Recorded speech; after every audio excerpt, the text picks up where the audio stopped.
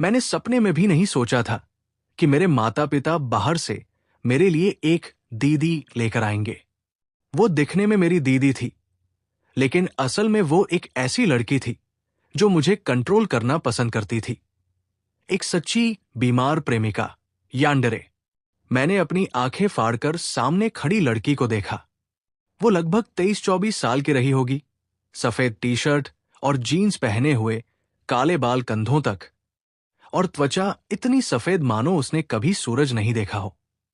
सबसे चौंकाने वाली थी उसकी आंखें, बहुत बड़ी और इतनी काली कि डर लगे, और वो बिना पलक झपकाए मुझे घूर रही थी। नमस्ते छोटे भाई, उसने धीरे से कहा, और उसके होठों पर एक अजीब सी मुस्कान खेल गई। मैं आधा कदम पीछे हटा। रुको, मम्मी पापा, क्या आप मजाक कर रहे हो? ये कोई नया ठगी का तरीका है क्या? मेरी मां ने मुझे थप्पड़ मारा। क्या बोल रहा है?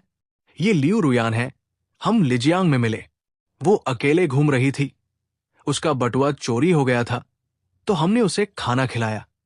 बात करते करते बहुत अच्छी लगी, और वैसे भी उसका कोई परिवार नहीं है, तो तुम लोगों ने एक बालिग बेटी गोद लेने का फैसला कर लिया। मैंने अविश्वास से उनकी बात काटी। आप घूमने गए थे या अनाथालय से बच्चा उठाने? लियू रुयान ने अचानक एक कदम आगे बढ़कर अपनी बर्फीली उंगलियों से मेरे गाल को छुआ। भैया को मैं पसंद नहीं हूं। मेरे पूरे शरीर में एक झंझनाहट दौड़ गई। उसकी उंगलियों का तापमान असामान्य रूप से कम था, जैसे कोई सांप मेरी त्वचा पर रेंग रहा हो। नहीं, बस। बहुत अचानक हो गया, मैं हकलाते हुए बोला, और अचानक मैंने देखा कि उसके नाखून गहरे लाल रंग के थे, जो रोशनी में खून की तरह चमक रहे थे। पापा पहले ही सूटकेस लेकर अंदर आ गए थे। दरवाजे पर खड़े मत रहो, अंदर आकर बात करते हैं। रुयान, अब ये तुम्हारा भी घर है, संकोच मत करो। मैंने देखा कि वो अनजान लड़की मेरे माता पिता के पीछे पीछे घर में घुस गई और बड़ी सफाई से अपनी चप्पल ढूंढकर पहन ली, जैसे वो यहां 20 साल से रह रही हो। वो मिस लियू, मैंने विरोध जताने की कोशिश की। दीदी बोलो। उसने पीछे मुड़कर भी नहीं देखा। आवाज नरम थी, लेकिन उसमें कोई गुंजाइश नहीं थी। रात के खाने पर आखिरकार मुझे पूरी स्थिति समझ आई। लियू रुयान, 23 साल, फ्रीलांसर, माता पिता दोनों नहीं रहे, अकेले यात्रा करते हुए मां मेरे मम्मी पापा से मिली और बिना किसी कारण के हमारे परिवार का हिस्सा बन गई। रुयान अभी तुम्हारे बगल वाले कमरे में रहेगी। मां ने लियू रुयान को खाना परोसते हुए कहा, वो तुम्हारा कमरा साफ करने में मदद कर सकती है, तुम हमेशा गंदे रहते हो। मुझे किसी आया की जरूरत नहीं है। मैंने विरोध किया। लियू रुयान ने अचानक सिर उठाकर अपनी गहरी काली आंखों से मुझे देखा। मैं आया नहीं, मैं दीदी हूं। उसने धीरे से चॉपस्टिक नीचे रखी। भैया, तुम्हारे मुंह के कोने पर चावल का दाना है। इससे पहले कि मैं प्रतिक्रिया करता, उसने अपना हाथ बढ़ाकर अपने अंगूठे से मेरे मुंह के कोने से चावल का दाना पोंछा, और फिर मैं कसम खाता हूं कि यह सच है, उसने चावल का वह दाना अपने मुंह में डाल लिया। मेरे मम्मी पापा इस दृश्य को संतोष से देख रहे थे। आप लोग, मेरी आवाज कांप रही थी, आपको यह थोड़ा अजीब नहीं लगा? इसमें अजीब क्या है? पापा ने बड़े मजे से पोर्क खाते हुए कहा, एक दीदी का तुम्हें प्यार करना बुरा है क्या? देर रात मैं बिस्तर पर करवटें बदल रहा था। बगल का कमरा बिल्कुल शांत था। पता नहीं वो खुद को मेरी दीदी कहने वाली लड़की क्या कर रही थी। मैंने फोन उठाकर अपने दोस्त फेई को मैसेज किया। मेरे मम्मी पापा घूमने से मेरे लिए एक दीदी उठा लाए। फेई ने तुरंत जवाब दिया, कमाल है, सुंदर है। मैंने लियू रुयान के पीले चेहरे और ब्लैक होल जैसी आंखों के बारे में सोचा। सुंदर तो है, बस थोड़ी डरावनी है। फोटो भेजो। मैं थोड़ा हिचकिचाया। चोरी से किसी की फोटो खींचना ठीक नहीं है। यही सोच ही रहा था कि मुझे अपने दरवाजे के बाहर बहुत हल्की आहट सुनाई दी। मैंने सांस रोककर दरवाजे के नीचे की दरार से दिखने वाली परछाई को देखा। दरवाजे का हैंडल धीरे धीरे घूम रहा था। मैं झटके से उठा और मेज पर रखा डंबल उठा लिया। कौन? दरवाजा खुला। लियू रुयान दरवाजे पर खड़ी थी, सफेद नाइट गाउन पहने, काले बाल बिखरे हुए, चांदनी में बिल्कुल किसी चुड़ैल जैसी लग रही थी। भैया अभी तक सोया नहीं, उसने धीरे से कहा, आवाज रेशम की तरह सरक रही थी। तुम तुम तुम क्या चाहती हो? मैंने डंबल उठाए हुए कांपती आवाज में पूछा। उसने सिर झुकाकर मुझे देखा, अचानक मुस्कुरा दी। भैया मुझसे डरता है। उसने एक कदम आगे बढ़ाया। मैं तो बस तुम्हें एक गिलास गर्म दूध देने आई थी, नींद अच्छी आएगी। तब मैंने गौर किया कि उसके हाथ में सचमुच एक गिलास दूध है। वो मेरे बिस्तर तक गई, गिलास बेड साइड टेबल पर रखा और फिर हाथ बढ़ाकर मेरा सिर सहलाया। अच्छे बच्चे, पीकर जल्दी सो जाओ, उसने कहा। उंगलियां मेरे बालों में घूम रही थी। कल दीदी तुम्हारे लिए नाश्ता बनाएगी। मैं पूरी तरह सकते में था। जब तक वो कमरे से नहीं चली गई, मैंने राहत की सांस ली। उस दूध के गिलास को मैंने छुआ तक नहीं। अगली सुबह मैं एक खुशबू से जागा। उठकर देखा तो खाने की मेज पर शानदार नाश्ता लगा था। फ्राइड एग, बेकन, सलाद, ताजे फलों का जूस। लियू रुयान किचन में एप्रन पहने खड़ी थी। मुड़कर मुझे देखा और मुस्कुराई। भैया जा गया, जल्दी से फ्रेश हो लो, नाश्ता बस तैयार है। मैं वही जड़ होकर खड़ा रह गया। ये नजारा बहुत अजीब था। एक ऐसी अनजान औरत जो कल ही यहां आई है, मेरे किचन में घर की मालकिन की तरह काम कर रही है। फ्रेश होते समय मैंने देखा कि मेरा टूथब्रश बदलकर नया कर दिया गया है, तौलिया भी बदलकर हल्के नीले रंग का कर दिया गया है और वॉशबेसिन पर ढेर सारी स्किन केयर की चीजें रखी हैं, जिनके ब्रांड मैंने कभी नहीं देखे। मेरा टूथब्रश कहाँ है? मैं बाथरूम से बाहर निकला, फेंक दिया। लियू रुयान ने बिना पीछे देखे पैनकेक पलटते हुए कहा। उसके ब्रिसल्स मुड़ गए थे। मसूड़ों के लिए अच्छा नहीं है। वो मेरा सबसे पसंदीदा टूथब्रश था। 2 साल से इस्तेमाल कर रहा था। वो आखिरकार मुड़ी। उसके चेहरे पर वही रोंगटे खड़े कर देने वाली कोमल मुस्कान थी। अब भैया की दीदी है। दीदी तुम्हारी हर चीज का ख्याल रखेगी। मैंने अपना मुंह खोला, लेकिन कुछ बोल नहीं पाया। उसकी निगाहों ने मेरी पीठ में सिहरन पैदा कर दी। उसमें एक बीमार सी जिद थी, जैसे मैं उसका कोई खोया हुआ खिलौना हूं जो उसे वापस मिल गया हो। नाश्ते के बाद मम्मी पापा ने घोषणा की कि वे गांव में दादी से मिलने जा रहे हैं। 3 दिन बाद लौटेंगे। आप मुझे एक अनजान इंसान के साथ घर पर छोड़कर जा रहे हैं? मैंने अविश्वास से पूछा। रुयान कोई अनजान नहीं है। मां ने लियू रुयान के कंधे पर हाथ रखा। वो अब हमारे परिवार का हिस्सा है। पापा ने मेरे कान में आकर धीरे से कहा, बेटा, लड़की अच्छी है, मौका मत गंवाना। मुझे खून की उल्टी आने को हुई। क्या उन्होंने कुछ गलत समझ लिया है? माता पिता के जाते ही लियू रुयान तुरंत बदल गई। उसने मेरी कलाई पकड़ ली। ताकत इतनी जबरदस्त थी कि हैरान रह गया। अब छोटे भाई। वो मेरे चेहरे के पास आई। उसकी सांसें मेरी गर्दन पर पड़ रही थी। हम घर के नियमों पर चर्चा करते हैं। घर के नियम? उसने सिर हिलाया। दूसरे हाथ से पता नहीं कहां से एक कैंची निकाली और मेरे सामने लहराई। पहला, रात 10 बजे से पहले घर आना होगा। दूसरा, रोज 8 गिलास पानी पीना होगा। तीसरा, वो थोड़ा रुकी। कैंची की चमक उसकी आंखों में चमक रही थी। मेरा नाम लेकर नहीं बुलाना, दीदी बुलाना। मैंने लार निगली। अगर मैंने नहीं माना तो? वो मुस्कुराई। कैंची ने धीरे से मेरे कॉलर को छुआ।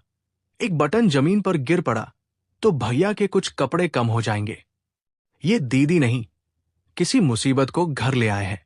अगले 3 दिन नरक समान थे। लियू रुयान ने मेरी पूरी जिंदगी पर कब्जा कर लिया। वो तय करती कि मैं क्या खाऊं, क्या पहनूं, कितने बजे सोऊं, यहां तक कि कौन सा टीवी प्रोग्राम देखूं। मैंने विरोध करने की कोशिश की, लेकिन हर बार मुझे वही रहस्यमयी कैंची और उसकी ब्लैक होल जैसी आंखें दिखाई देती। सबसे डरावनी बात यह थी कि वो सचमुच खुद को मेरी दीदी मानने लगी थी। वो मेरे गेम खेलते समय अचानक प्रकट होती और अपने ठंडे हाथ मेरी आंखों पर रख देती। भैया, बहुत देर तक खेलने से आंखें खराब होती हैं। जब मैं ऑनलाइन खाना मंगवाता तो वो चुपचाप खाना फेंक देती और अपना बनाया पौष्टिक खाना ले आती। यहां तक कि जब मैं टॉयलेट जाता तो वो बाहर से पूछती, भैया क्या दीदी की मदद चाहिए? तीसरी रात मैं आखिरकार फट पड़ा। बहुत हो गया। मैंने उसके बनाए खाने की प्लेट को पलट दिया। तुम मेरी दीदी नहीं हो, तुम बस एक अजनबी हो। मेरे घर से निकल जाओ। लियू रुयान वही खड़ी रही, बिना किसी भाव के जमीन पर बिखरे खाने को देखती रही। फिर वो धीरे से झुकी और एक एक कर टुकड़े उठाने लगी। भैया गुस्सा हो गया।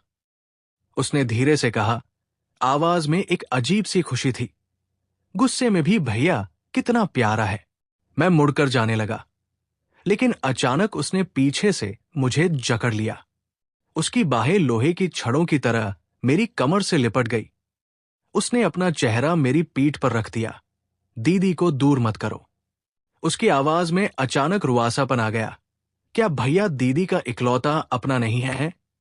मेरा दिल जोर से धड़का। उसकी आवाज में जो निराशा और अकेलापन था, वो इतना सच्चा था कि मैं एक पल के लिए संघर्ष करना भूल गया।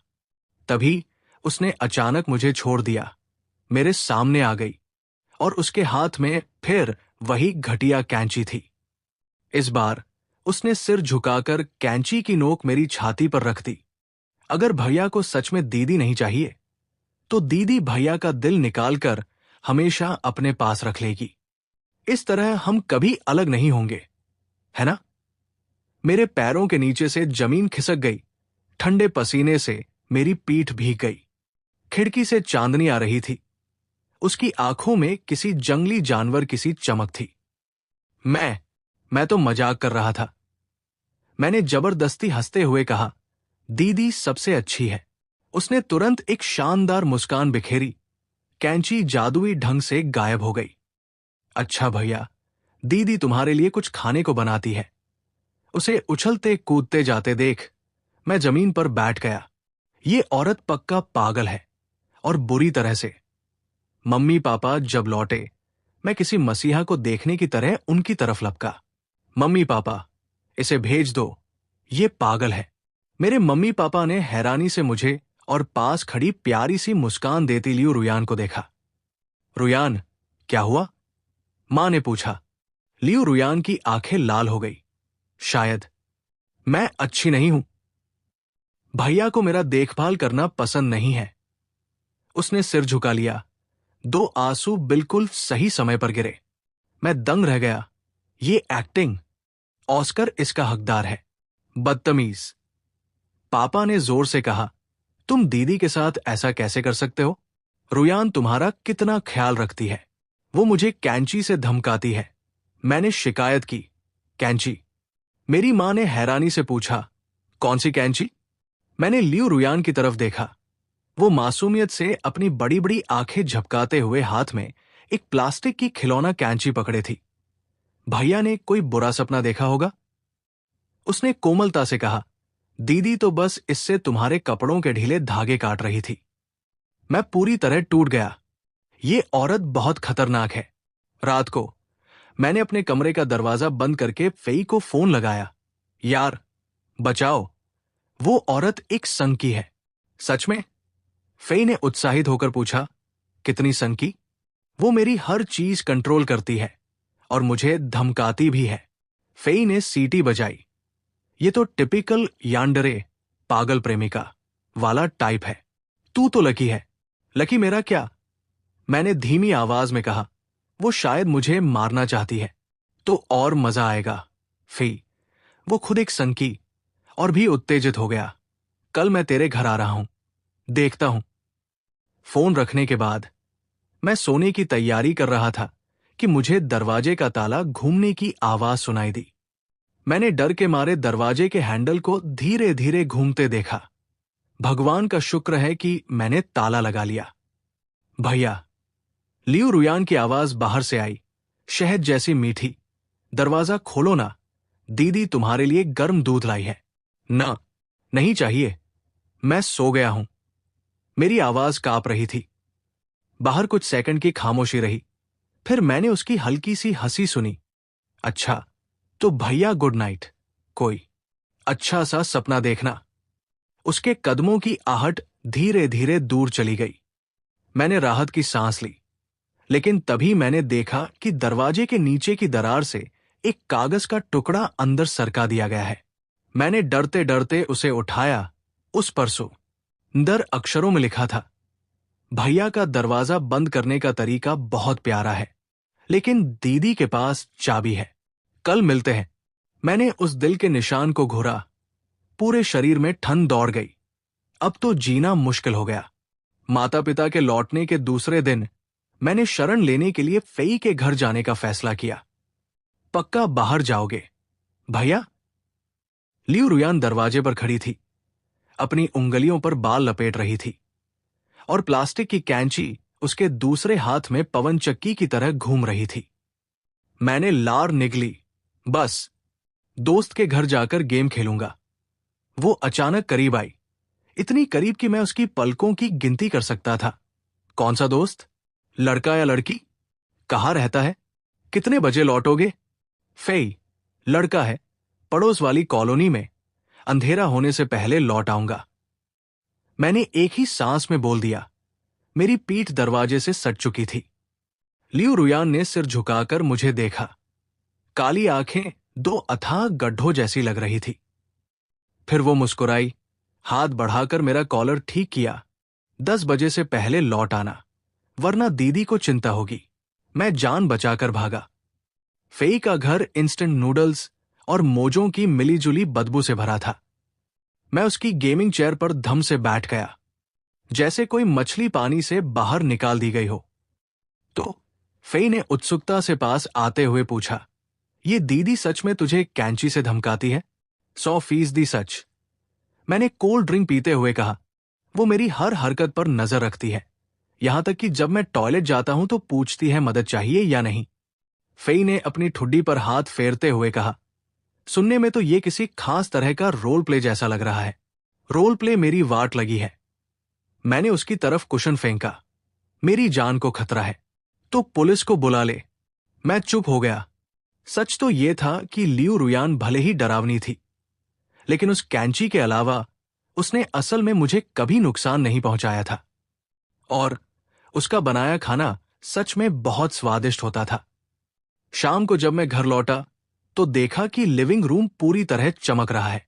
गंदे कपड़े धुले हुए थे, बाहर के खाने के डिब्बे फेंक दिए गए थे, यहां तक कि मेरी 3 साल पुरानी फैशन पत्रिकाएं भी करीने से बुकशेल्फ पर लगी थी और प्लास्टिक कवर में लिपटी हुई थी। भैया लौट आया। लियू रुयान ने किचन से सिर निकाला, हाथ धोकर खाना खा लो। खाने की मेज पर red braised pork ribs, steamed fish और विंटर मेलन सूप रखा था, जिसकी खुशबू से मेरे पेट में चूहे कूदने लगे। पहले सूप पियो। उसने एक कटोरा मेरे सामने सरकाया। उसकी आंखें अर्धचंद्र की तरह मुड़ी हुई थी। दीदी ने 3 घंटे तक पकाया है। मैंने हिचकिचाते हुए एक घूंट लिया। वो इतना स्वादिष्ट था कि मुंह में पानी आ गया। लियू रुयान ने अपनी ठुड्डी हाथ पर रखकर मुझे देखा। उसके होठों पर संतोष भरी मुस्कान थी। अच्छा है, ठीक है। मैंने मुंह तो बनाया, लेकिन मेरा हाथ ईमानदारी से दूसरी रिब उठाने को बढ़ ही गया। उसने अचानक मेरा हाथ पकड़ लिया। भैया, खाने से पहले क्या बोलना चाहिए? है कहना चाहिए, थैंक यू दीदी। उसकी उंगलियां बर्फ जैसी ठंडी थी, सांप की तरह लिपट रही थी। मेरी रूह कांप गई। थैंक यू दीदी, गुड बॉय। उसने हाथ छोड़ दिया और मेरे मुंह के कोने से तेल पोंछ दिया। खाने के बाद मैं टीवी देखने के लिए सोफे पर पसर गया। लियू रुयान फल लेकर आई और सहजता से मेरे पास बैठ गई। जब उसका पैर मेरे पैर से छुआ तो मैं बिजली की तरह उछल पड़ा। मैं नहाने जा रहा हूं। बाथरूम में मैंने देखा कि मेरा शावर जेल बदलकर लैवेंडर वाला हो गया है। रैक पर एक्सफोलिएटिंग स्क्रब भी रखा है और आईने पर लिपस्टिक से लिखा था, भैया को स्किन केयर अच्छे से करनी चाहिए। मैंने उस दिल के निशान को घुरा। मेरी धड़कन डर के मारे तेज हो गई। मैंने जल्दी से पैंट पहनी ही थी कि दरवाजा अचानक खुल गया। भैया, तुम्हारी अंडरवियर। लियू रुयान दरवाजे पर खड़ी थी। हाथ में मेरी बॉक्सर थी। उसकी आवाज अटक गई। हम चार आंखें हुई। मैं चिल्लाया और अपना निचला हिस्सा ढकने के लिए तौलिया पकड़ा। बाहर जाओ। वो नहीं हिली। उसकी आंखें सीधे मेरे एब्स पर टिकी थी। भैया का शरीर तो अच्छा है, सनकी हो क्या? मैंने उस पर शैम्पू फेंका।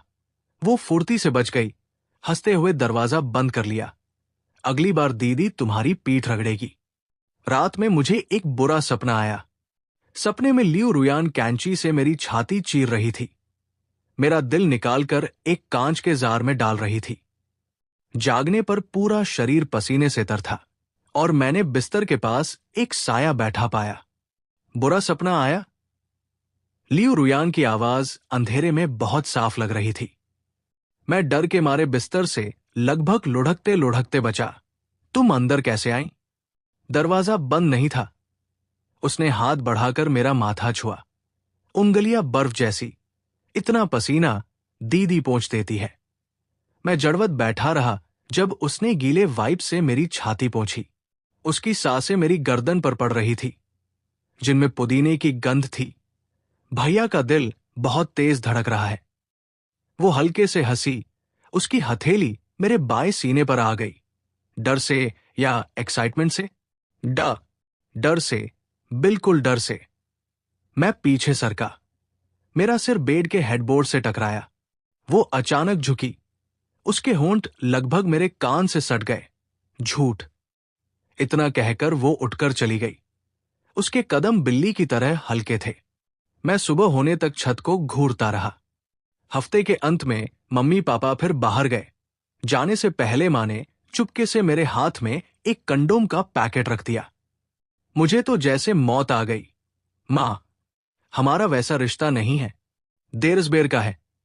माँ ने मुझे आंख मारी। रुयान कितनी अच्छी लड़की है, उसे मत छोड़ना।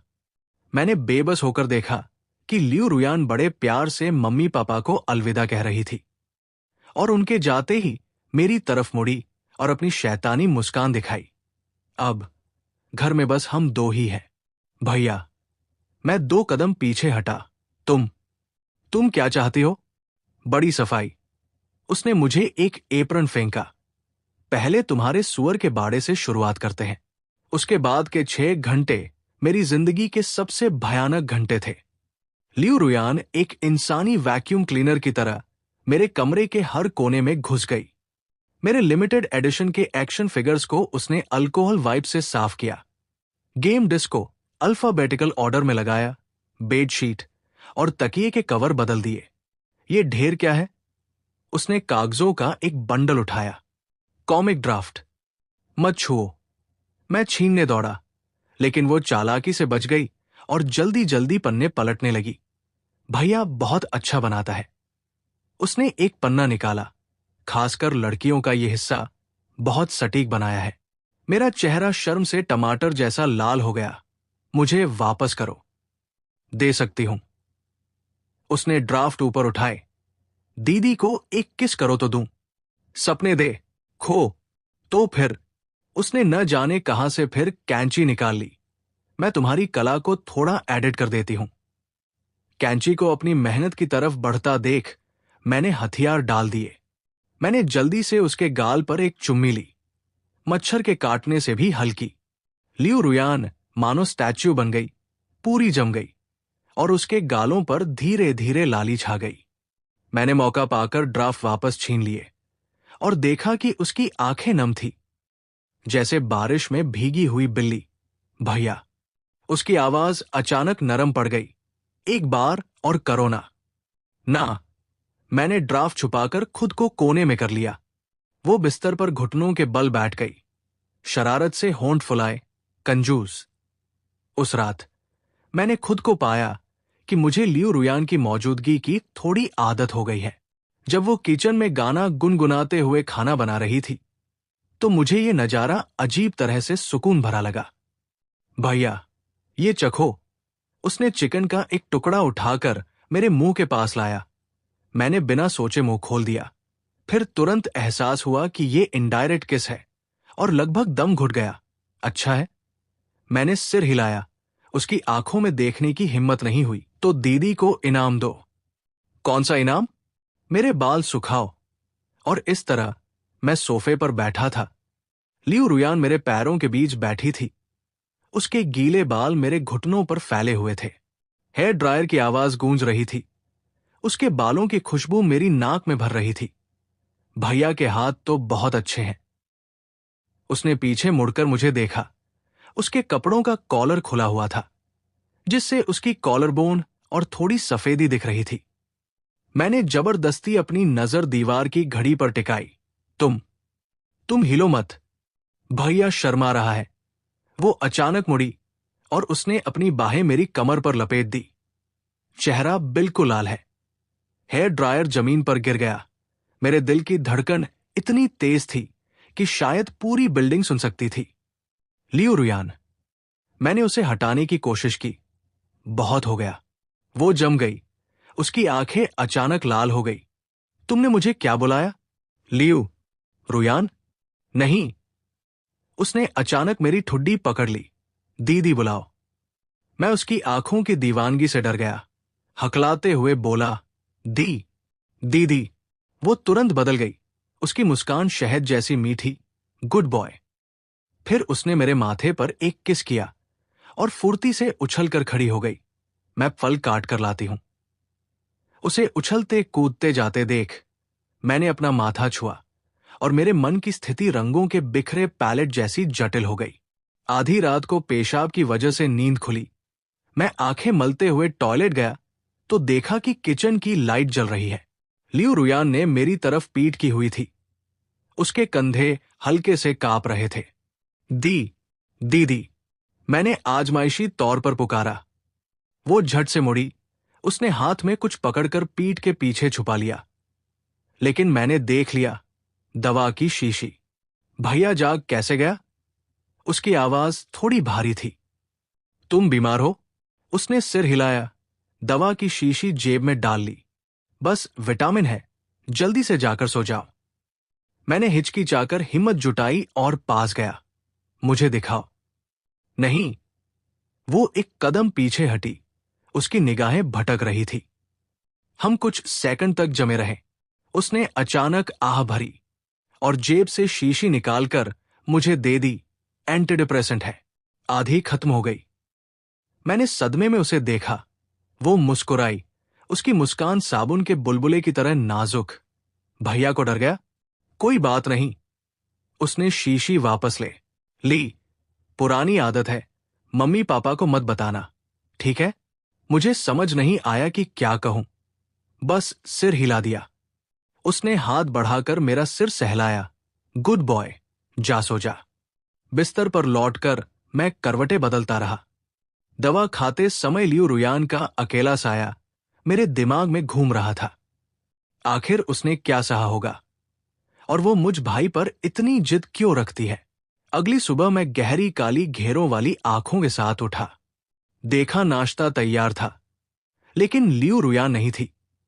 मेज पर एक नोट था। सब्जी लेने गई हूं, जल्दी लौटूंगी। दूध माइक्रोवेव में है, 1 मिनट गर्म करके पीना। प्यार करने वाली तुम्हारी दीदी। मैंने उस दिल के निशान को देखा और मेरे सीने में एक अजीब सी कसक हुई। तभी फेई का फोन आया। यार, जल्दी चल, कॉमिक कॉन में बहुत सारे कॉस्प्लेयर हैं। मैं हिचकिचाया। मेरी दीदी, उसे भी साथ ले आओ। फेई ने मजाक किया। उसे कोई खास किरदार करने दे, वो तो असली वाली है। मैं गाली देने ही वाला था कि दरवाजा खुला। लियू रुयान ढेर सारे सामान के साथ अंदर आई। मुझे फोन पर देखा और सिर झुकाकर पूछा, कौन? फी हमें कॉमिक कौन बुला रहा है? मैंने बिना सोचे समझे कह दिया। उसकी आंखें चमक उठीं। डेट? नहीं। आधे घंटे बाद हम कॉमिक कॉन के प्रवेश द्वार पर थे। लियू रुयान ने सफेद ड्रेस पहनी थी। बाल खुले थे। बिल्कुल किसी कॉलेज स्टूडेंट जैसी मासूम लग रही थी। अगर आप इस बात को नजरअंदाज करें कि वह मेरी बाह से चिपकी हुई थी। भैया, उसने मेरे कान में कहा, वो लड़की 5 मिनट से तुम्हें क्यों देख रही है? मैंने उसकी नजर का पीछा किया। वहां राइडन शोगुन का कॉस्प्ले कर रही एक लड़की थी। वो तो बस रास्ता ढूंढ रही होगी। सच? लियू रुयान ने आंखें सिकोड़ी और मेरी कमर पर चुटकी काट ली। दीदी को पसंद नहीं जब कोई मेरी चीजों को घूरता है। आह, मैं कोई चीज नहीं हूं। नहीं, मेरा मतलब, मैं चीज हूं। नहीं, धत। फेई हमारी तरफ दौड़ता हुआ आया। लियू रुयान को देखकर ठिठक गया, फिर मुझसे धीरे से बोला, कमाल है, इतनी खूबसूरत। लियू रुयान ने मीठी मुस्कान दी। नमस्ते, मैं माओदो की दीदी हूं। लेकिन उसने मेरी पीठ पर जोर से चिकोटी काट ली। घूमते घूमते मैं ड्रिंक लेने गया। लौटा तो देखा कि कुछ लड़के लियू रुयान को घेर कर उसका वीचैट आईडी मांग रहे थे। वो विनम्रता से मना कर रही थी और उसकी निगाहें कुछ ढूंढ रही थी। मुझे देखते ही उसकी आंखें चमक गई। भैया। वो दौड़कर मेरी बाह से लिपट गई। कोई दीदी को परेशान कर रहा है। वे लड़के ये देख चले गए। तुमने तो खुद ही अच्छे से संभाल लिया था। मैंने उसे बबल टी पकड़ाई। उसने स्ट्रॉ मुंह में दबाकर धीमी आवाज में कहा, मैं चाहती थी कि भैया मेरी रक्षा करे। इस शिकायत भरी, लाचारी भरी बात ने मेरे दिल की धड़कन बढ़ा दी। घर लौटते वक्त पालतू जानवरों की दुकान के पास से गुजरते हुए लियू रुयान शोकेस में एक बिल्ली को देखती रही। पसंद है? मैंने पूछा। उसने सिर हिलाया। ये मुझे भैया की याद दिलाती है? है? देखने में भोली है। उसने हंसकर मेरा गाल चिकोटी में लिया, पर बहुत प्यारी है। डूबते सूरज की रोशनी ने उसके चेहरे की बगल को सुनहरा कर दिया था। मैंने अचानक देखा कि जब वो हंसती नहीं है तो उसकी आंख के कोने पर एक हल्का सा तिल है। रात को नहाते वक्त मैंने देखा कि मेरा शावर जेल बदलकर उसके वाला लैवेंडर का हो गया है।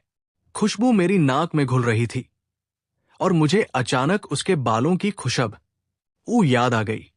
बिस्तर पर लेटे लेटे फोन की स्क्रीन चमकी। लियू रुयान का मैसेज था, भैया सो गया? बस सोने ही वाला हूं। आज मजा आया? मैंने सोचा, ठीक ठाक। दीदी को बहुत मजा आया। Good night. मैंने उस दिल के निशान को देखा। उंगलियां स्क्रीन पर काफी देर तक अटकी रहीं। आखिरकार जवाब दिया, गुड नाइट दीदी। भेजने के बाद पछतावा हुआ।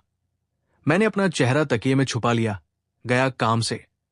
लगता है मुझे ये संबोधन बुलाने की आदत होने लगी है। आधी रात दरवाजे का हैंडल फिर घुमा। मैंने सोने का नाटक किया। महसूस किया कि बिस्तर हल्का सा धंसा। लियू रुयान धीरे से मेरे पास लेट गई। उसकी बाह ने मेरी कमर घेर ली, चेहरा मेरी पीठ पर रख दिया। भैया, उसने फुसफुसाकर कहा, दीदी से नफरत मत करो। उसकी आवाज में रुआसापन था जिसने मेरे दिल को झकझोर दिया। मैं करवट लेना चाहता था, लेकिन डर गया कि कहीं वो डर न जाए, इसलिए सोने का नाटक करता रहा। थोड़ी देर बाद उसकी सांसें शांत हो गई। मैंने चुपके से सिर घुमाकर देखा। वो सिकुड़ी हुई थी, पलकों पर आंसू की बूंदें लटकी थी, बिल्कुल एक असुरक्षित बच्चे की तरह। मैंने चुपचाप आह भरी और उसे चादर ओढ़ा दी। सुबह जब मैंने आंखें खोली तो पता नहीं क्यों मैंने धीरे से उसके माथे पर बिखरे बाल हटा दिए। सोती हुई लियू रुयान बिल्कुल निर्दोष लग रही थी। पलकों की परछाई चेहरे पर पड़ रही थी और होठों पर एक हल्की सी मुस्कान थी।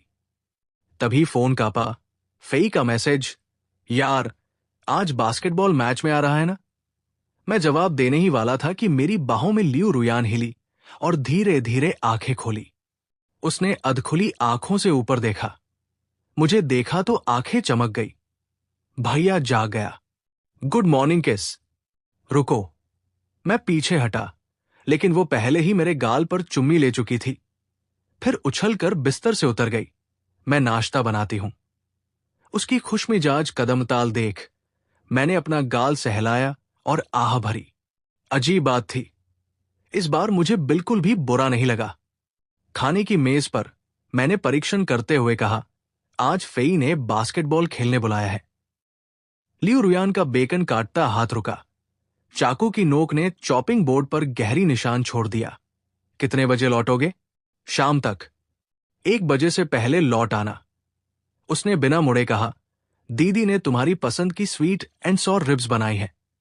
मैंने मुंह खोला, फिर बंद कर लिया और बस इतना कहा, ठीक है। बास्केटबॉल कोर्ट पर फेई ने आंख मारी। तेरी दीदी ने तुझे नहीं रोका? वो बदल गई है। मैंने बॉल ड्रिबल करते हुए कहा, हाल ही में बहुत। नॉर्मल? फेई ने बढ़ा चढ़ाकर भौहें चढ़ाई। न कैंची से धमकाना, न आधी रात को तेरे बिस्तर पर चढ़ना। मैंने 3 पॉइंट शॉट लगाया, वैसा अभी नहीं, बस पहले जैसा डरावना नहीं लगता। तेरा तो खेल खत्म। फेई ने सिर हिलाया, ये स्टॉकहोम सिंड्रोम है। घर लौटते वक्त मैं बिना सोचे समझे एक फूल की दुकान में घुसा और सूरजमुखी का गुलदस्ता खरीद लिया। दुकानदार ने पूछा कार्ड लिखना है। मैंने सोचा और लिखा, थैंक यू दीदी। दरवाजा खोलते ही लियू रुयान की आंखें गोल गोल हो गई। मेरे लिए? हां। मैंने अट्टे ढंग से फूल उसे पकड़ाए। देखा, तुम हमेशा सफेद फूल लाती हो, बहुत फीके लगते हैं। उसने गुलदस्ता थामा। अचानक उसकी आंखें नम हो गई और उसने मुझे जोर से गले लगा लिया। भैया सबसे अच्छा है। मैं जड़वत खड़ा रहा, उसे गले लगाते हुए, उसके बालों से आती शैम्पू की खुशबू को महसूस किया। इस बार मैंने उसे हटाने की जल्दी नहीं की। दोपहर के खाने के बाद लियू रुयान किचन में बर्तन धो रही थी। मैंने गलती से उसकी फोन स्क्रीन चमकती देखी। एक मैसेज था, रुयान, दवा समय पर ले रही हो ना? Doctor Huang. दवा? मुझे उस रात दिखी एंटीडिप्रेसेंट की शीशी याद आ गई। काफी सोचने के बाद मैंने फोन उठाकर डिटेल देखनी चाहिए, लेकिन तभी अचानक पीछे से किसी ने मुझे जकड़ लिया। भैया दीदी का फोन चेक कर रहा है। लियू रुयान की आवाज कान में गूंजी, हंसी के साथ, लेकिन मेरी रूह कांप गई। मैंने घबराकर फोन रख दिया। नहीं। वो मेरे सामने आई, उंगलियों ने धीरे से मेरी ठुड्डी को सहलाया। देखना है तो सीधे दीदी से पूछ सकते हो। उसने फोन अनलॉक किया और खुले दिल से मेरी तरफ बढ़ाया। देख लो। मैंने लेने की हिम्मत नहीं की। नहीं चाहिए। Good boy. उसने अचानक अपनी मुस्कान समेट ली। दीदी के राज, जब दीदी तैयार होगी तब बताएगी, ठीक है? उसकी आंखों में जो कमजोरी झलकी, उसने मुझे अजीब सी नरमी से भर दिया। हां। दोपहर में मैं सोफे पर गेम खेल रहा था। लियू रुयान पास आई और अपना सिर मेरी जांघों पर रख लिया। मेरी उंगलियां कांपी, किरदार मर गया। भैया ध्यान से खेलो। उसने ऊपर मुड़कर मुझे देखा। उंगलियां मेरे घुटने पर गोले बना रही थी। तुम ऐसे करोगी तो मैं कैसे ध्यान लगाऊं? तो भैया गेम छोड़ो। वो उठ बैठी और मेरी गोद में आकर बैठ गई। दीदी के साथ खेलो। मेरे हाथ से गेम कंट्रोलर लगभग गिर गया। लियू रुयान, दीदी बुलाओ। वो पास आई। उसकी नाक लगभग मेरी नाक से छू रही थी। हम चार आंखें हुए। उसकी पुतलियां गहरी काली थी, जिनकी था नहीं थी। मैं उसकी सांसों में पुदीने की गंध महसूस कर सकता था। मेरा दिल जोर जोर से धड़क रहा था, पता नहीं डर से या। तभी दरवाजे की घंटी बजी। हम दोनों एक दूसरे से अलग हुए। फेई दरवाजे पर खड़ा था। उसने मुझे देखा, फिर बिखरे कपड़ों वाली लियू रुयान को, और एक गहरी मुस्कान दी। डिस्टर्ब किया क्या? नहीं। मैंने उसे लगभग खींचकर अंदर किया। सही समय पर आया। लियू रुयान पहले ही अपनी प्यारी बिल्ली वाली छवि में लौट आई थी। आइए फेई, जूस पियोगे? फेई ने मुझसे धीरे से कहा, यही है तेरा, पहले जैसा डरावना नहीं लगता। रात को मम्मी पापा नहीं थे। फेई खाने पर रुका। लियू रुयान ने ढेर सारे पकवान बनाए। खाने के दौरान लगातार मुझे खाना परोस रही थी और रुमाल से मेरा मुंह पोंछ रही थी। फेई दंग रह गया। तुम लोग सच में बस भाई बहन हो? फेई ने पूछ लिया। बिल्कुल। लियू रुयान मुस्कुराई। मैं उसकी दीदी हूं। वो मेरा है। उसने मेरी तरफ गहराई से देखा। भैया। फेई के जाने के बाद लियू रुयान ने अचानक कहा, भैया कल दीदी के साथ एक जगह चलना। कहा? सीक्रेट। उसने आंख मारी। इसे डेट समझो। डेट नहीं है। अगले दिन लियू रुयान मुझे शहर के बाहर एक कब्रिस्तान में ले गई। हाथ में सफेद गुलदाउदी लिए वो सीधे एक कब्र के पास पहुंची। कब्र के पत्थर पर लिखा था, प्रिय भाई लियू शियाओयांग की कब्र, और तस्वीर में एक लड़का था जो मुझसे काफी मिलता जुलता था। मैंने सदमे में तस्वीर देखी।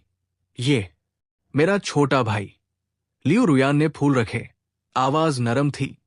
5 साल पहले एक्सीडेंट में चला गया। वो कब्र के सामने घुटनों के बल बैठ गई, उंगलियां तस्वीर को सहला रही थी। शियाओयांग को मेरी बनाई स्वीट एंसोर रिब्स बहुत पसंद थी। हमेशा मुझसे कहानियां सुनने की जिद करता था। उसकी आवाज धीमी पड़ती गई। वो दिन मैंने उसका ध्यान नहीं रखा। मैं आखिरकार समझ गया कि वो मुझ पर इतनी जिद क्यों रखती थी। मैं एक विकल्प हूं। सॉरी, मुझे कुछ समझ नहीं आया। मुझे नहीं पता था। पहली बार तुम्हें देखा तो लगा शियाओयांग वापस आ गया। उसने ऊपर देखा, आंसू चुपचाप बह रहे थे। तुम दोनों कितने मिलते जुलते हो। मैंने झुककर बिना सोचे उसे हल्के से गले लगा लिया। दीदी। वो मेरी बाहों में कांप रही थी, किसी जख्मी चिड़िया की तरह। उस पल मुझे अब उसकी बीमार जिद से डर नहीं लगा, बस तरस आया।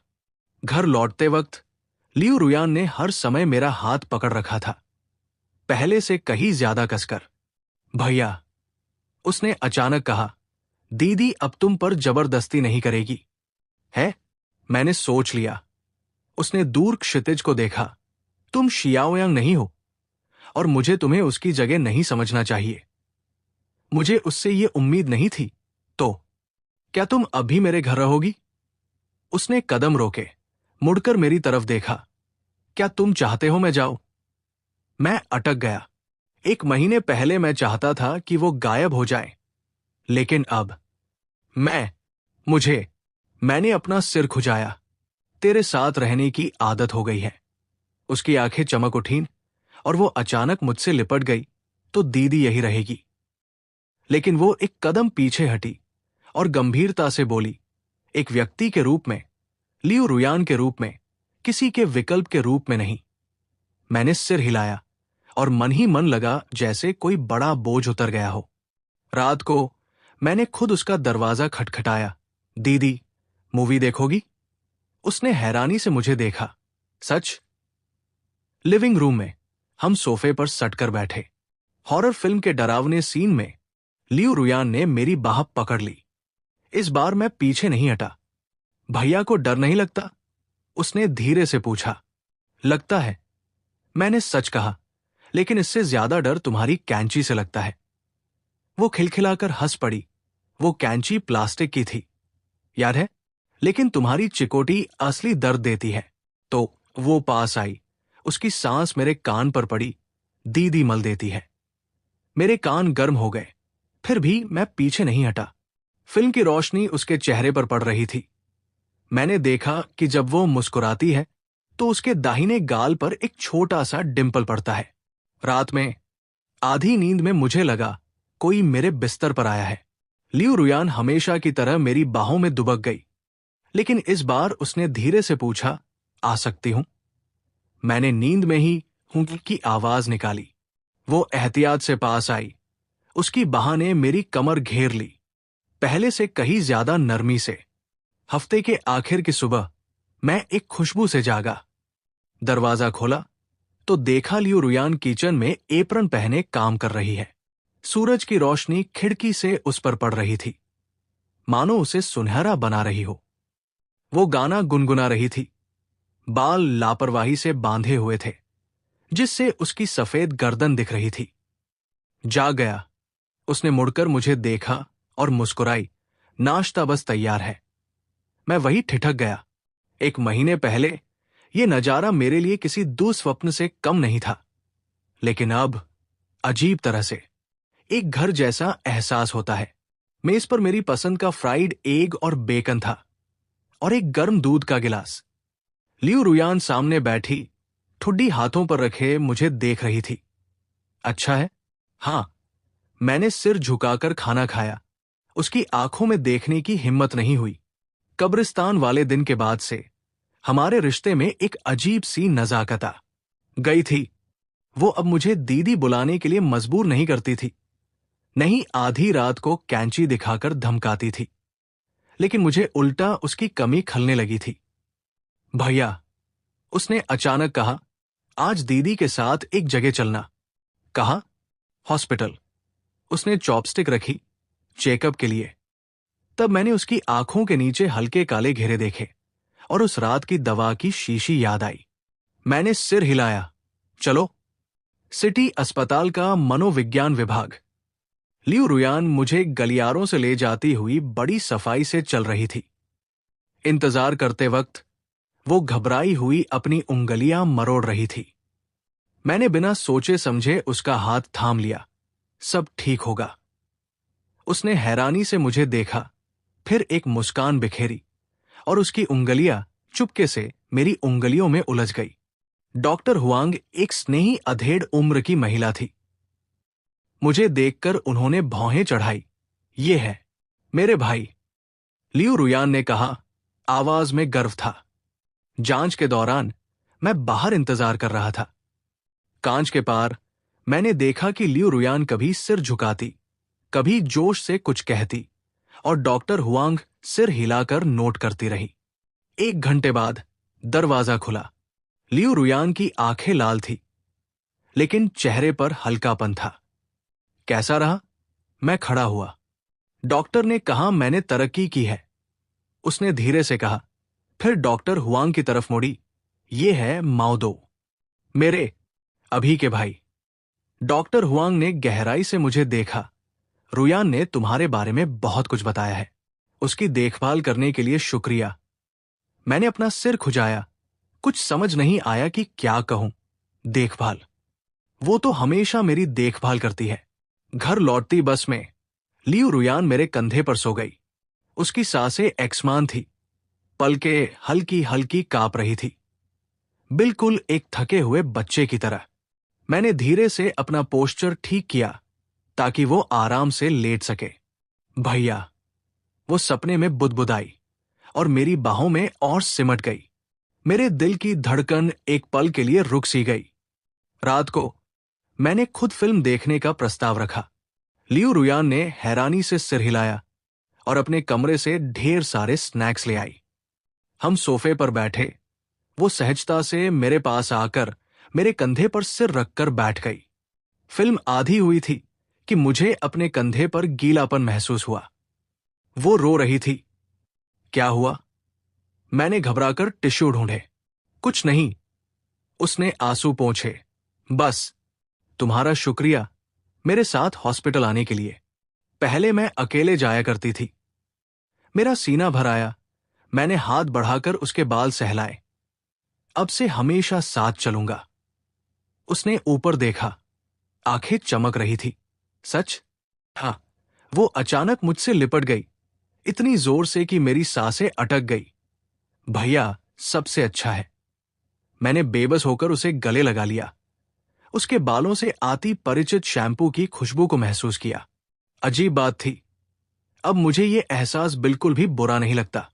रात में मैंने एक सपना देखा। सपने में लियू रुयान दूर खड़ी मुझे देखकर मुस्कुरा रही थी।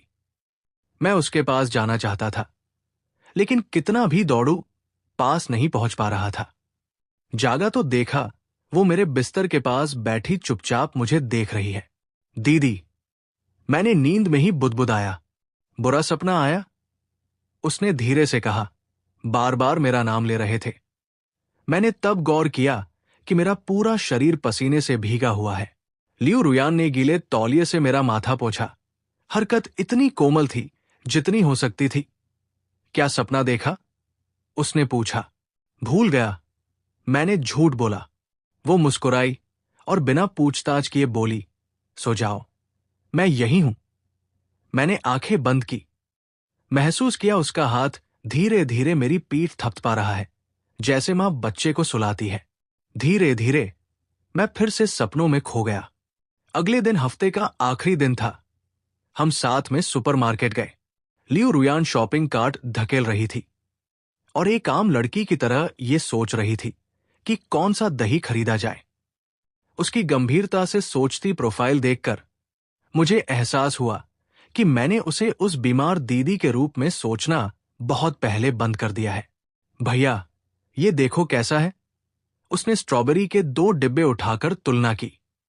दोनों ठीक है। मैंने बिना सोचे कह दिया। नहीं, एक चुनना होगा। उसने जिद पकड़ ली। भैया के लिए तो सबसे अच्छा ही चुनूंगी। आखिरकार हमने ढेर सारा सामान खरीदा। बिल देते वक्त कैशियर ने हंसकर पूछा, आप लोग कपल हैं? नहीं, मैंने तुरंत इनकार किया। मैं उसकी दीदी हूं, लियू रुयान ने मीठे से कहा, लेकिन उसके हाथ ने मेरी कमर पर जोरदार चिकोटी काट ली। घर लौटते वक्त वो चुपचाप उदास थी। दरवाजे पर पहुंचकर उसने अचानक कहा, भैया, मुझे अच्छा नहीं लगता जब लोग हमारे रिश्ते को गलत समझते हैं। है? क्योंकि उसने होंठ चबाए। मैं सिर्फ तुम्हारी दीदी नहीं बनना चाहती। मैं वही जड़ हो गया। मेरा दिमाग सुन्न पड़ गया। मुझे तुम पसंद हो। उसने सीधे मेरी आंखों में देखा, वैसे नहीं जैसे भाई को पसंद करते हैं। मेरे कान गूंज रहे थे। दिल इतनी तेजी से धड़क रहा था मानो छाती फोड़कर बाहर आ जाएगा। लियू रुयान मुझे पसंद करती है? तुम्हें अभी जवाब देने की जरूरत नहीं। उसने सिर झुका लिया। मुझे पता है ये अचानक है। मैंने मुंह खोला, लेकिन कुछ कह नहीं पाया। उसने जबरदस्ती मुस्कुराने की कोशिश की और शॉपिंग बैग लेकर किचन में चली गई। मैं वहीं खड़ा रहा। दुनिया घूमती हुई महसूस हुई। अगले कुछ दिनों तक हमारे बीच एक अजीब सी खामोशी और झिझक रही। लियू रुयान अब पहले की तरह मुझसे चिपकती नहीं थी, लेकिन जब भी हमारी नजरें मिलती, वो झट से नजरें हटा लेती। रात को भी वो अब चुपके से मेरे कमरे में नहीं आती थी, बल्कि अपने कमरे में सोती थी। मैं बिस्तर पर लेटा छत को घूरता रहता। क्या मुझे लियू रुयान पसंद है? ये सवाल मेरे दिमाग में घूमता रहता। वो खूबसूरत है, कोमल है, हालांकि कभी कभी डरावनी भी है। खाना बहुत अच्छा बनाती है और मेरा इतना ख्याल रखती है। लेकिन वो दीदी है, भले ही सिर्फ नाम की ही सही। शुक्रवार की रात फेई ने मुझे बाहर ड्रिंक करने बुलाया। कुछ पैग लगने के बाद मैंने उसे सारी बात बता दी। कमाल है, फेई ने मेज थपथपाई। बीमार दीदी से गर्लफ्रेंड बनना, ये तो हर ओटाकू का सपना है। भाड़ में जा। मैंने उसे लात मारी। मैं गंभीर हूं। तो क्या तुझे वो पसंद है? मैं चुप हो गया। पसंद है? मुझे उसका खाना बनाते वक्त गाना गुनगुनाना याद आया। मेरे कंधे पर सिर रखकर सोने का वो स्पर्श याद आया और मुझे तुम पसंद हो कहते वक्त उसकी चमकती आंखें याद आई। मेरा दिल फिर तेजी से धड़कने लगा। गया काम से। फेई ने सिर हिलाया। तू फंस गया। घर लौटा तो आधी रात हो चुकी थी। लिविंग रूम की लाइट अब भी जल रही थी। लियू रुयान सोफे पर सिमटी सोई हुई थी। हाथ में फोन था। मैं धीरे से पास गया, उसे जगाने की सोची, लेकिन देखा कि उसकी फोन स्क्रीन पर मेरी ही तस्वीर थी। पता नहीं कब चुराई थी। मेरा दिल पसीज गया। मैं झुका और उसका सोता हुआ चेहरा देखने लगा। चांदनी पर्दे से छनकर उसके चेहरे पर पड़ रही थी। उसकी नर्म विशेषताएं उभर रही थी। बिना सोचे समझे मैंने हाथ बढ़ाकर उसके माथे पर बिखरे बाल हटा दिए। वो अचानक जाग गई। हमारी आंखें चार हुई। भैया, वो नींद में बुदबुदाई। हां, मैंने धीरे से कहा, कमरे में जाकर सो जाओ। वो उठी, आंखें मली। तुमने पी है? थोड़ी सी। मैं तुम्हारे लिए हैंगओवर सूप बनाती हूं। वो उठने लगी। रहने दो। मैंने उसका कंधा पकड़ा। मुझे तुमसे कुछ कहना है। वो जड़ हो गई, घबराई हुई मुझे देखने लगी। मैंने गहरी सांस ली। तुमने कहा था न कि मुझे पसंद हो। उस बारे में तुम मना कर सकते हो। उसने जल्दी से कहा, मैं कैंची से नहीं धमकाऊंगी, वादा करती हूं। मैं हंस पड़ा। नहीं, मैं कहना चाहता था, मुझे भी तुम पसंद हो। उसकी आंखें तुरंत फैल गई, किसी चौंके हुए हिरण की तरह। सच? हां, मैंने सिर हिलाया। हालांकि तुम कभी कभी बहुत डरावनी होती हो। खाने में हमेशा ज्यादा नमक डाल देती हो और मेरी तस्वीरें चुराती रहती हो। वो मुझसे लिपट गई इतनी जोर से कि मैं लगभग गिर पड़ता। पीछे नहीं हटना। मैंने उसे गले लगाया, उसके बालों की जानी पहचानी खुशबू को महसूस किया। नहीं हटूंगा। उस रात हम सोफे पर बैठकर सुबह होने तक बातें करते रहे। लियू रुयान ने मुझे अपना अतीत बताया, अपना डिप्रेशन, कैसे उसने अकेले उन मुश्किल दिनों को पार किया। मैंने उसे बताया कि शुरू में मैं उससे कितना डरता था और फिर कैसे धीरे धीरे मुझे उसकी मौजूदगी की आदत हो गई। तो वो मेरी बाहों में सिमटी हुई थी। अब हम प्रेमी प्रेमिका हैं। हाँ, मैंने सिर हिलाया। हालांकि मम्मी पापा के सामने हमें भाई बहन बनकर ही रहना होगा। वो खिलखिलाकर हंस पड़ी। मजा आएगा। सुबह की रोशनी आने पर भी हम सोफे पर ही थे। लियू रुयान मेरी गोद में सो गई थी। मैंने उसके बालों को सहलाया। मन एक अजीब शांति से भर गया। शायद यही खुशी है। मैंने सोचा, किसी ऐसी बीमार दीदी से प्यार करना जो कभी तुम्हें कैंची दिखाती थी, सुनने में बेतुका है, लेकिन एहसास बुरा नहीं है। फोन कापा। फेई का मैसेज। क्या हुआ? बोल दिया। मैंने बाहों में सो रही लियू रुयान को देखा। जवाब दिया, हां, कामयाब रहा। खाना खिलाना मत भूलना। मैंने हंसकर फोन रख दिया और लियू रुयान के माथे पर हल्का सा किस किया। वो थोड़ी हिली और मेरी बाहों में और सिमट गई। उसके होठों पर एक संतुष्ट मुस्कान खेल गई। रिश्ता कबूल करने के अगली सुबह मैं रोज से जल्दी जाग गया। सोती हुई लियू रुयान के चेहरे पर वो बिल्ली की तरह सिकुड़ी हुई थी। काले बाल तकिए पर बिखरे थे और होठों पर हल्की सी मुस्कान थी। मैंने धीरे से उसके माथे के बाल हटाए तो वो अचानक आंखें खोलकर अपनी काली पुतलियों से सीधे मेरे दिल में झांकने लगी। गुड मॉर्निंग भैया। उसकी आवाज में जागने की भारीपन था। उसने हाथ बढ़ाकर मेरा चेहरा छुआ। Good morning. मेरा गला सूख रहा था। कहा था न कि भैया नहीं बुलाओगी? आदत है। उसने पास आकर मेरे होठों पर हल्की सी चुम्मी ली। माओ दो जी। इस संबोधन ने मेरे कान गर्म कर दिए। 1 महीने पहले वो मुझे कैंची से धमका रही थी और अब हम एक ही बिस्तर पर लेटे चुम्मी ले रहे हैं। जिंदगी कितनी अजीब है। नाश्ते के दौरान लियू रुयान गुनगुनाते हुए अंडे फ्राई कर रही थी। मैं मेज पर बैठा फोन देख रहा था। फेई का मैसेज आया। डेट कैसी रही? कैंची तो नहीं चुभोई? भा डा में जा। मैंने जवाब दिया, अच्छी रही। वाह, स्टॉकहोम सिंड्रोम की हद। लियू रुयान प्लेट लेकर आई। किससे बात कर रहे हो? फेई। मैंने झट से फोन का स्क्रीन नीचे कर दिया। उसकी नजरें तुरंत खतरनाक हो गई। क्या बोल रहा था जो मैं नहीं देख सकती? कुछ नहीं। दिखाओ। उसने हाथ बढ़ाया। मुस्कान मीठी थी लेकिन नजरें ठंडी थी। मैंने आह भरी और फोन दे दिया। उसने पढ़ा और हंस पड़ी, स्टॉकहोम। फिर झुककर मेरे कान में बोली, तो क्या भैया कुछ और मजेदार ट्राई करना चाहेगा? मैंने दूध का घूंट छिड़क दिया। लियो रुयान, दीदी बुलाओ। उसने मेरा गाल चिकोटी में लिया और किचन में लौट गई। मैंने मुंह पोंछा। दिल अब भी तेज धड़क रहा था। रिश्ता तय हो गया था। लेकिन लियू रुयान की बीमार आदतें बिल्कुल कम नहीं हुई थी, बस धमकी से छेड़खानी में बदल गई थी। हफ्ते के आखिर में हमने फिल्म देखने जाने का फैसला किया। फिल्म चुनते वक्त लियू रुयान ने हॉरर फिल्म के पोस्टर पर उंगली रखी। ये देखते हैं। तुम्हें तो हॉरर फिल्मों से डर लगता है न? मुझे पिछली बार याद था जब वो डरकर मुझसे चिपक गई थी। इसीलिए तो देखनी है। उसने आंख मारी ताकि तुम मुझे पकड़ सको। नतीजा ये हुआ कि पूरी फिल्म के दौरान वो मेरे कान में फुसफुसाकर समझाती रही, इस भूतनी का मेकअप खराब है, नकली खून बहुत आर्टिफिशियल लग रहा है। ये जंप स्केयर का टाइमिंग अच्छा था। बिल्कुल भी डरी हुई नहीं लग रही थी। तुम्हें हॉरर फिल्मों से डर नहीं लगता? फिल्म खत्म होने पर मैंने सवाल किया।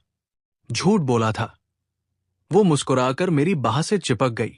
लेकिन तुम्हें पकड़ना सच में चाहती थी। घर लौटते वक्त एक पेट शॉप के पास से गुजरते हुए लियू रुयान शोकेस में एक बिल्ली को देखती रही। पसंद है? मैंने पूछा। उसने सिर हिलाया। ये मुझे तुम्हारी याद दिलाती है? देखने में भोली है। उसने हंसकर मेरा गाल चिकोटी में लिया, पर बहुत प्यारी है। डूबते सूरज की रोशनी ने उसके चेहरे की बगल को सुनहरा कर दिया था। पहली बार मैंने गौर किया कि जब वो हंसती नहीं है तो उसकी दाहिनी आंख के कोने पर एक हल्का सा तिल है। रात को मैं बाथरूम में ब्रश कर रहा था कि दरवाजा अचानक खुल गया। लियू रुयान नाइट गाउन पहने दरवाजे पर झुकी खड़ी थी।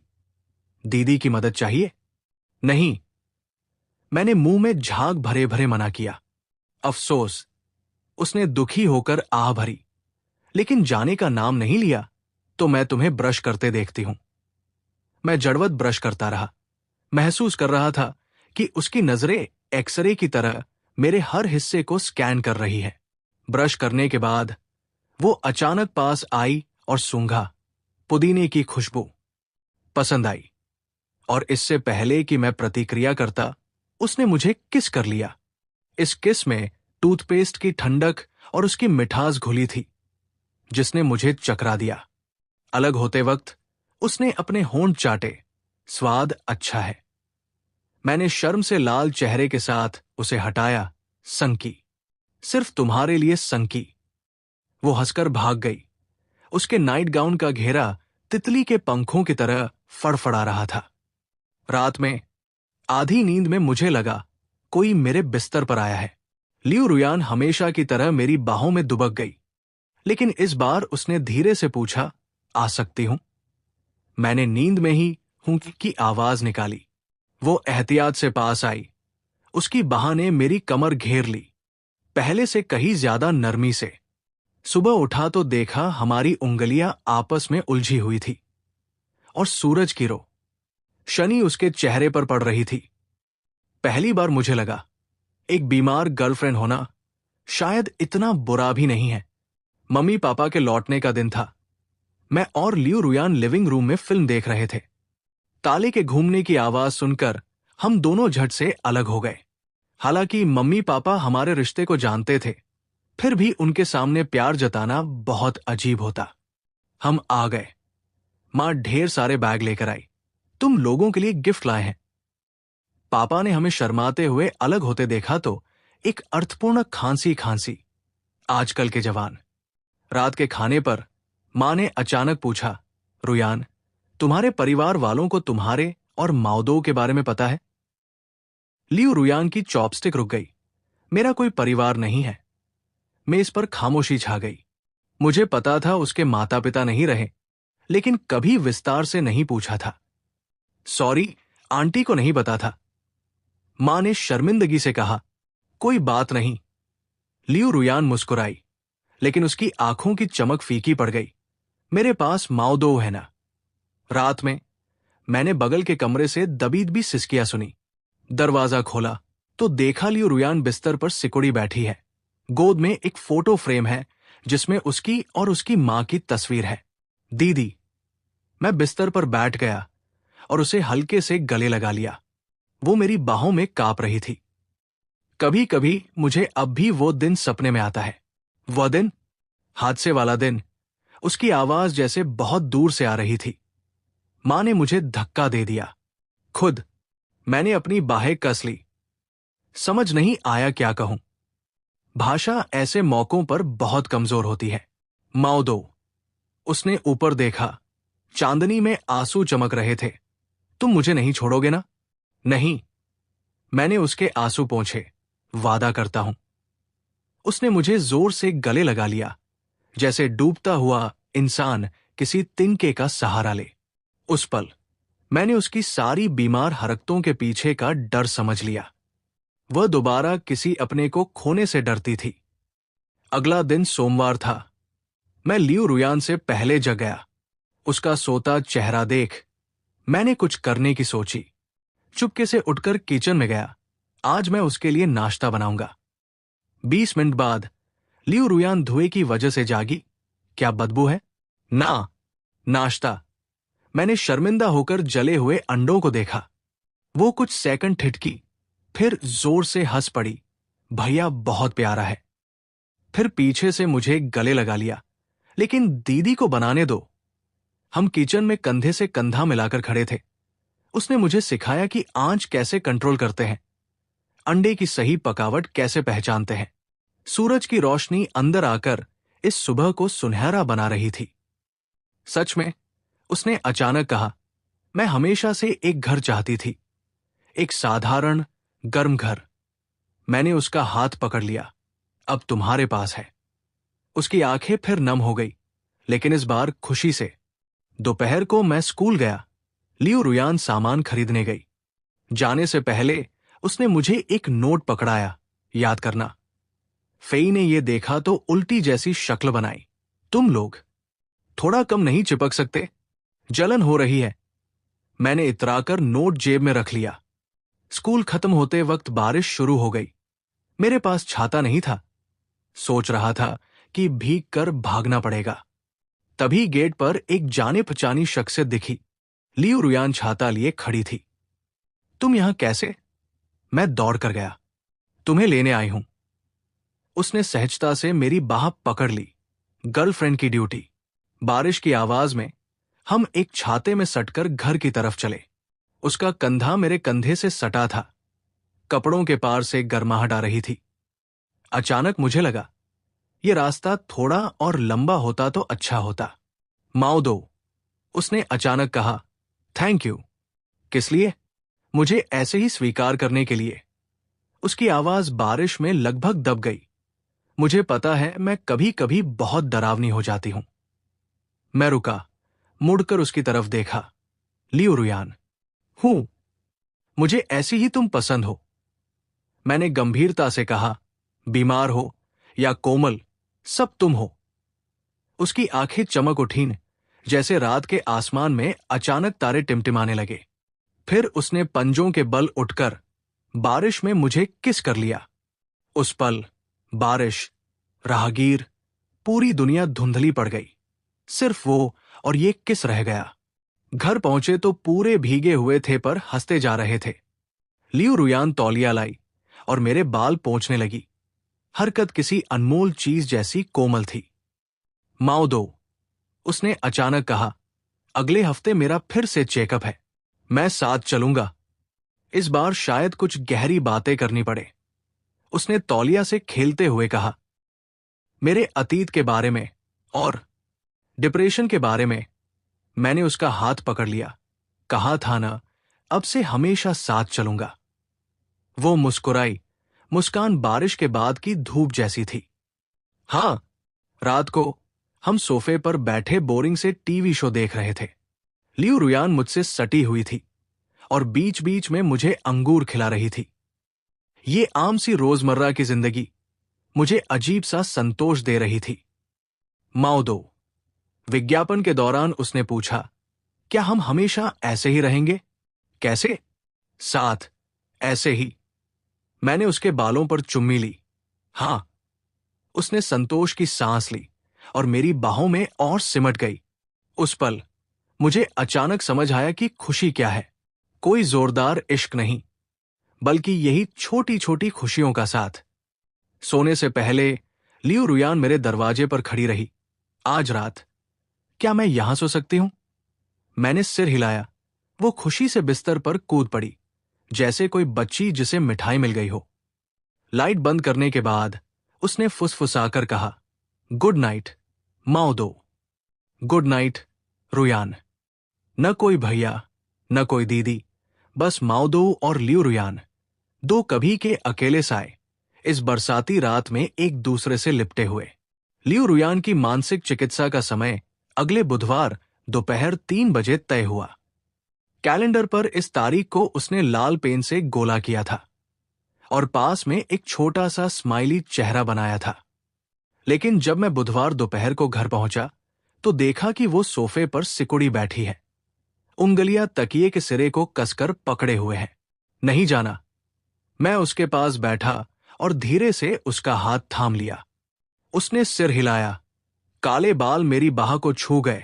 नहीं, बस आज बहुत थक गई हूं। मैंने उसकी आंखों के नीचे हल्के नीले निशान और कांपती उंगलियों पर गौर किया। पिछले हफ्ते की बरसाती रात की बातचीत के बाद से लियू रुयान के बुरे सपने और बढ़ गए लगते थे। कई बार आधी रात को मैं जागा तो देखा कि वो बिस्तर के पास बैठी मुझे घूर रही है। उसकी निगाहें खाली थी, मानो किसी दूर की चीज को देख रही हूं। मैं साथ चलूंगी, मैंने उसका हाथ दबाया। वादा किया था ना। उसने ऊपर देखा और जबरदस्ती एक मुस्कान बिखेरी। हूं। शहर के अस्पताल के मनोविज्ञान विभाग का गलियारा हमेशा जरूरत से ज्यादा रोशन रहता था। सफेद रोशनी इतनी तेज कि कहीं छिपने की जगह नहीं मिलती। इंतजार करते वक्त लियू रुयान दीवार पर टंगी एक तस्वीर को घूर रही थी। नीले आसमान और सफेद बादलों के नीचे कुछ बच्चे घास पर दौड़ रहे थे। उसकी निगाहों ने मुझे कब्रिस्तान में देखे उस लड़के लियू शियाओयांग की याद दिला दी। माओ दो, उसने अचानक कहा। अगर मेरा मतलब, अगर इलाज के दौरान मैंने कुछ अजीब बातें कही तो तुम क्या सोचोगे? कुछ नहीं सोचूंगा, मैंने ईमानदारी से जवाब दिया। हर किसी के राज होते हैं। वो हल्के से मेरे कंधे पर झुक गई। सांसें थोड़ी तेज थी, लेकिन मुझे डर है कि वो राज तुम्हें डरा देंगे। मेरे कुछ कहने से पहले ही नर्स ने उसका नाम पुकारा। लियू रुयान उठी, एक गहरी सांस ली और जैसे युद्ध में जा रही हो वैसे चेकअप रूम की तरफ बढ़ गई। डॉक्टर हुआंग ने दरवाजे पर मुझे सिर हिलाकर इशारा किया। इस बार गहन चिकित्सा है, शायद थोड़ी देर लगे। चेकअप रूम का दरवाजा बंद हो गया। मैं बाहर बेंच पर बैठा रहा। फोन की स्क्रीन जलती बुझती रही। फेई का मैसेज आया, क्या हाल है? बीमार दीदी ने फिर कोई हरकत की? मैंने जवाब दिया, अस्पताल में है, मानसिक चिकित्सा चल रही है। अरे यार, इतना गंभीर? मैंने कोई जवाब नहीं दिया। चेकअप रूम के पाले हुए शीशे से लियू रुयान की धुंधली आकृति दिख रही थी। वो कभी सिर झुकाती, कभी जोश से कुछ बताती। 1 घंटा बीता, 2 घंटे बीते, मेरे पैर सुन पड़ने लगे। आखिरकार दरवाजा खुला। लियू रुयान बाहर आई, आंखें सूजी हुई थी, हाथ में टिश्यू का गीला गोला था।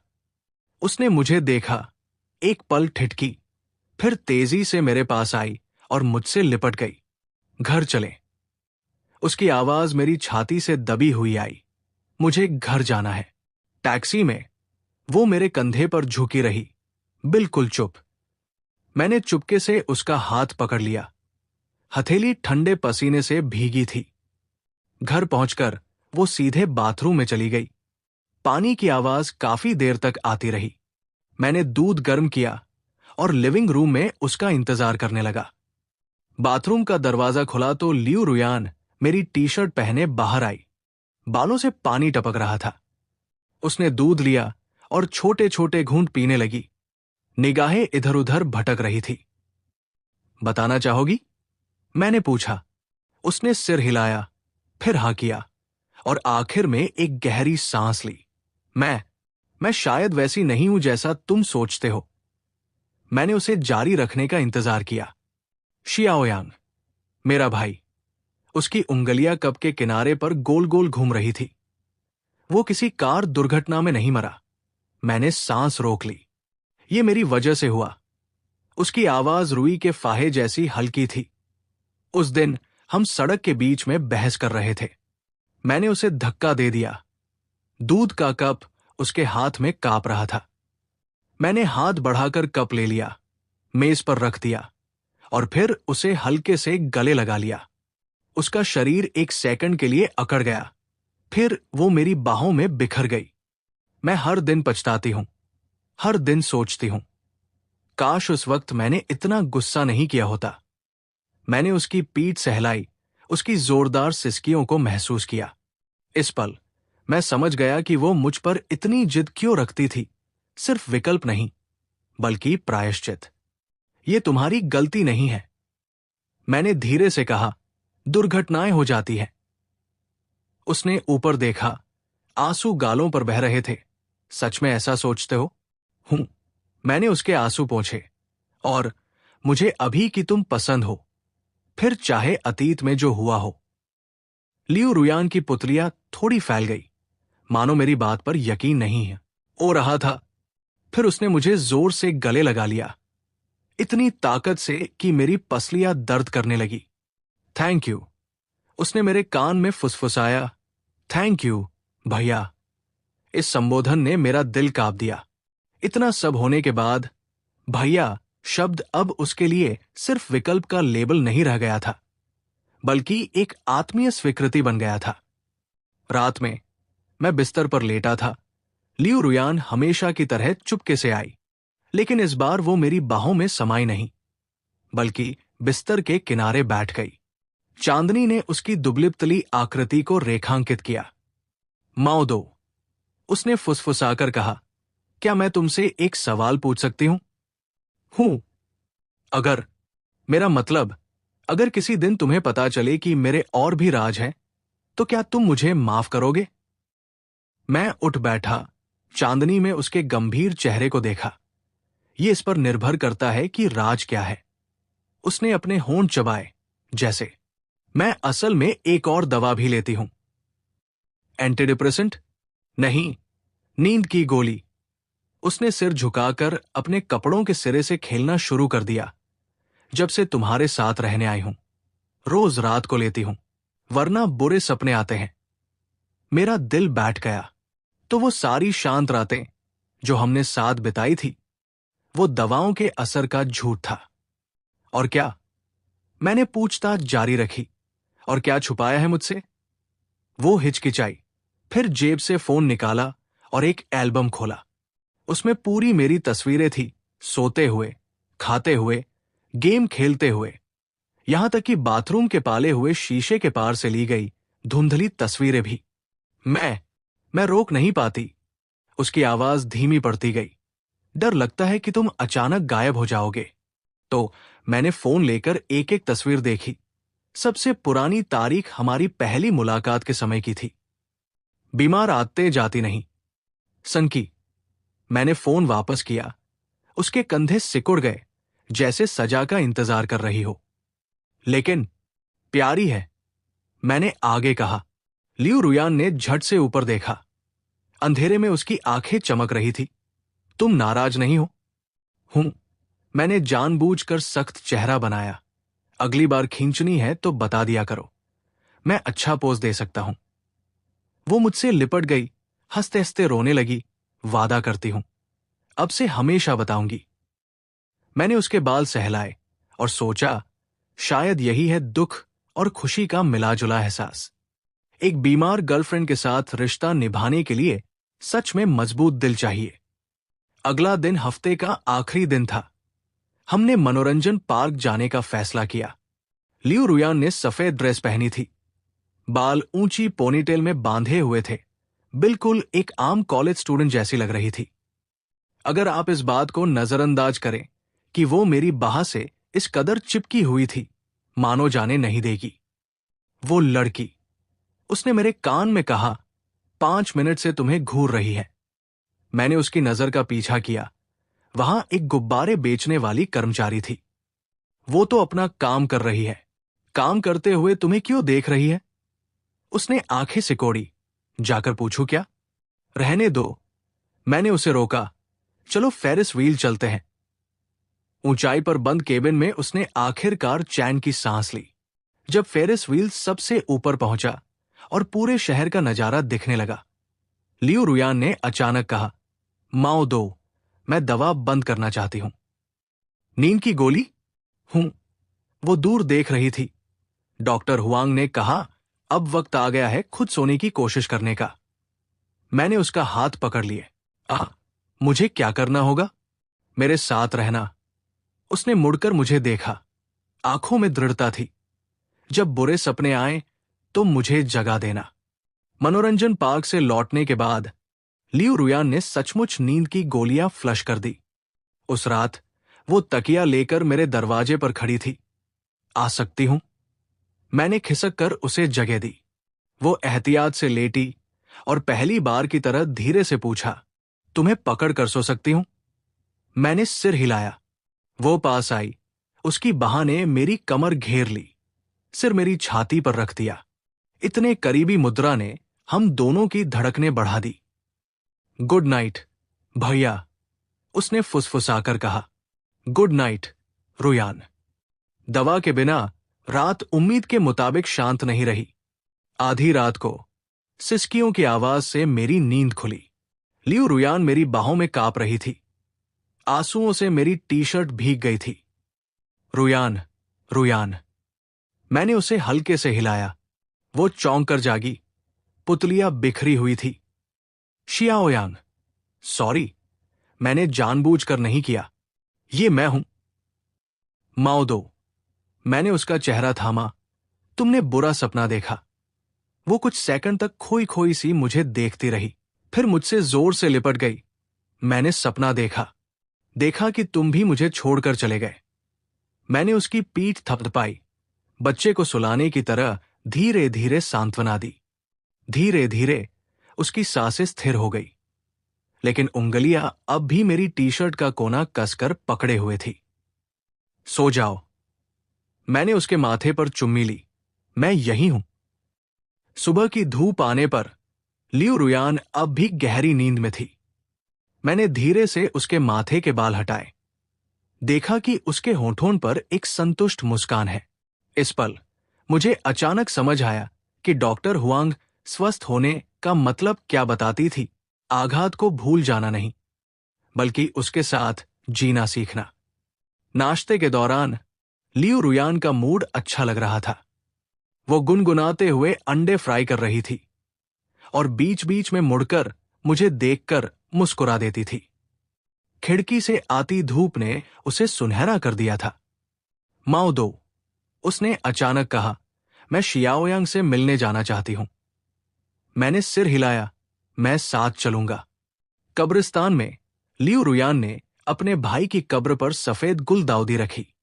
इस बार वो रोई नहीं, बल्कि शांति से कब्र के पत्थर की धूल साफ करती रही। शियाओयांग, उसने धीरे से कहा, ये माओदो है, मेरा अब का परिवार। उसने परिवार शब्द का इस्तेमाल किया, ना भाई और न ही प्रेमी।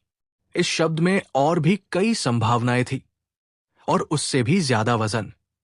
घर लौटते वक्त लियू रुयान ने खुद मेरा हाथ थाम लिया। माओदो, मैं तुम्हें कुछ बताना चाहती हूं।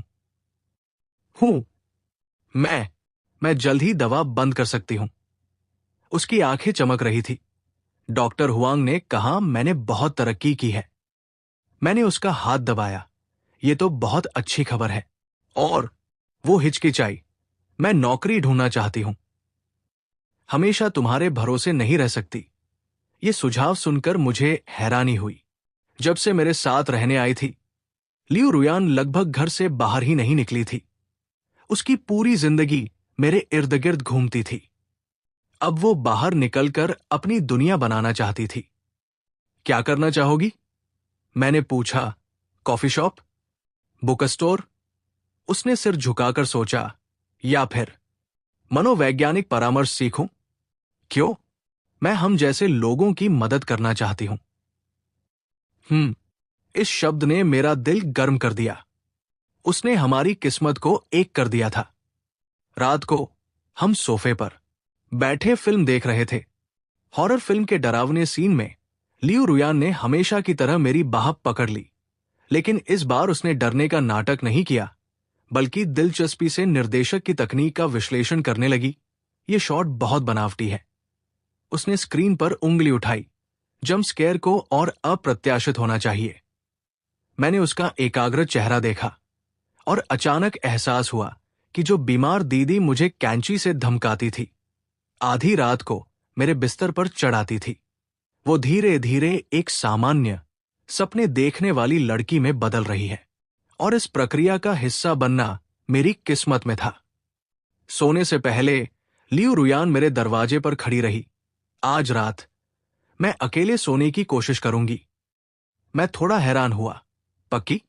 हूं। उसने सिर हिलाया। कोशिश तो करनी ही होगी। लेकिन उसने फिर भी मेरे माथे पर गुड नाइट किस किया और फिर हल्के कदमों से अपने कमरे की तरफ चली गई।